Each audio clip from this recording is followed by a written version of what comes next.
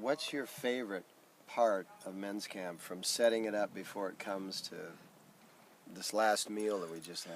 Well, my favorite part is actually your classes, brother. Oh no. They're so exciting. Oh my God. The excitement is over the top. Everybody's just having a roaring good time and being penetrated by the most elevated teachings that are out there. Well, it may sound like I set that up for the camera, but I didn't. I actually was thinking a whole different, a whole nother thing.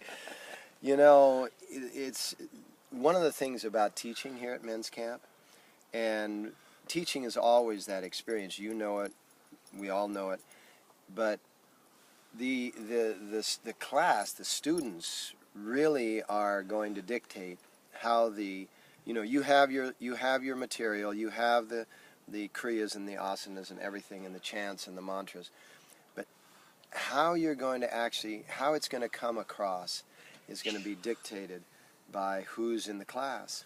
The classes here are like none other. Yeah, because all around the world it's 70% women and 30% men. That's right. At most. And here it's 100% men, and all of a sudden you can get down into the core of what it takes to be a man in a crazy world. That's right. We don't have to worry about offending anyone. No, We're just feeling solid, high, and the camaraderie is unbelievably great. I guess my favorite part is when everyone's here and we're all together and we're doing the chanting and kriyas together. It gets so high and so, it's like a deep, deep masculinity that's so refreshing and inspiring and grounding. It's unbelievably fantastic. Yeah, my favorite spot is the morning sadhanas, because it's men at their most innocent form, right? We all come in, it's early in the morning, and we are able to do the things that we do normally, but with a bunch of supporting friends, and the harmonies in chanting, when you have all these male voices, for guys that never go to the barbershop, it sure sounds like a barbershop quartet. All these levels of voices. Not to mention the kirtan afterwards. The kirtan in our Gurdwara programs is so inspired, and it's kind of like kirtan unplugged. We let it go. Everybody sings their hearts out, and the drummers are pounding away, and it gets to such a crescendoed frenzy that we're just into bliss. And nobody's going to say, I don't think you should be doing that. What are you doing? No, that doesn't sound so good. Not so graceful. And we really emulate what Yogi Bhajan said, and that is that when somebody walked up to him and said, sir, you sing off key. He said, no, I sing my key. You sing your key. We have so many keys in the room. It's like a real keychain. Oh, yeah, we have the corniest humor at men's camp, yeah, right. too. We do. Yes. We have belly laughs about every 30 or 40 minutes. Yeah. Big ones. Oh my God, and the food is unbelievable. It's all, like, what is it, 70% organic? It's as organic as we can get, given our circumstances here. And the cooks put so much love into it. We have beautiful fresh vegetables and salads, and all vegetarian, a great deal of it vegan, and some of it raw live food. Like, wow. I eat better here than I eat in normal life, and we're out here in the woods. Right. Yeah, and we eat like 3 times a day, beautiful big meals.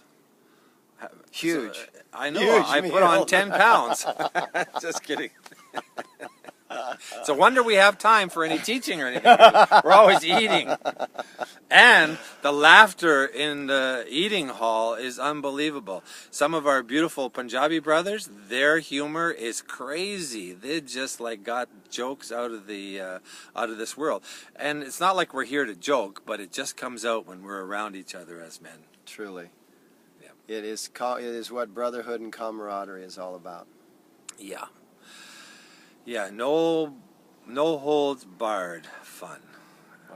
And it's not just fun, but it's like it's a counterbalance for the depth of the teachings that we receive and the depth of the experience we have elevating into our highest consciousness. That's a really good point, because we go so deep into the ether world that to come back into the laughter world is almost essential. Really, it is. Well, look at the idea of the laughing Buddha, right? That's the example of because he was in such a deep state most of the time that he had to have that laughter side of him too.